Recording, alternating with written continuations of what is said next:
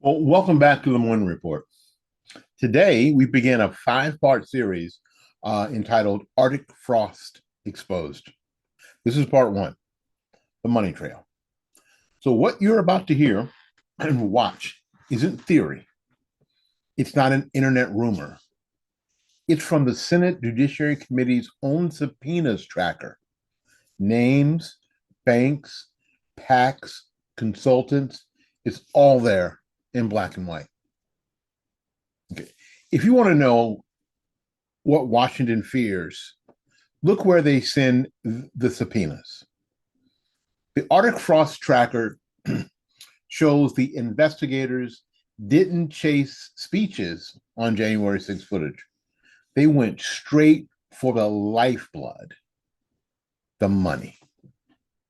Subpoenas poured out of Bank of America, JP Morgan, Wells Fargo, TD Bank, PNC, ChangeBridge, Avita, City National, a who's who of America's financial institutions. Well, why? Because PACs, committees, and consultants keep the movements alive. If you can choke the cash flow, you don't need to win the debate. You can starve your opponents before they even reach the fight. Okay. The tracker shows waves starting in the fall of 2022. Not random, but methodical. Each wave targeted a cluster. One wave was aimed at banks. Another wave zeroed in on Trump world operatives. Then came the lawyers. And then finally, the PACs and the vendors.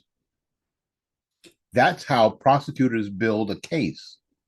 Sweep wide and then narrow in, creating a spider web of financial ties.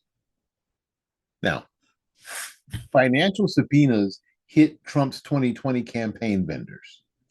American-made media consultants, Parscale Strategies, Event Strategies, they hit his PACs. The Save America PAC. PAC is an acronym for Political Action Committee. America Leadership PAC, Trump's Make America Great Again Joint Fundraising Committee.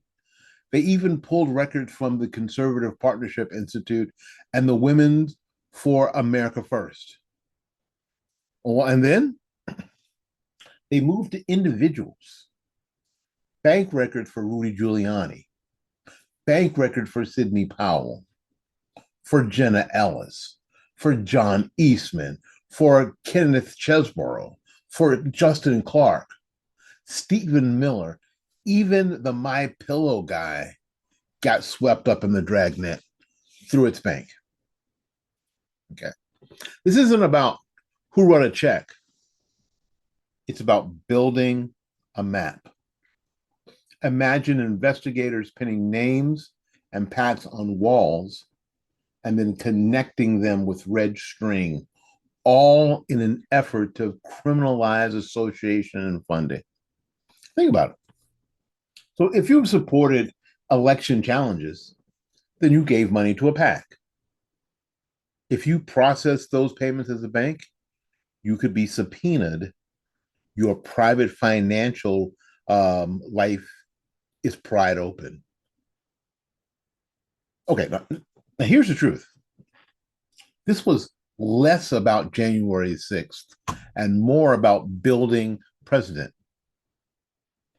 If the state can drag PAC donors, lawyers, and consultants into endless investigations, the chilling effect is obvious. Who will stand up next time knowing that their bank statements might become government evidence? Arctic Frost wasn't just about Trump. It was about creating a playbook for silencing political movements through financial pressure. So, we've shown you the template. It's follow the money. choke the lifeline. When we come back later, we'll break down how investigators targeted Trump's inner circle. This is part one of Arctic Frost Exposed, the Money Trail.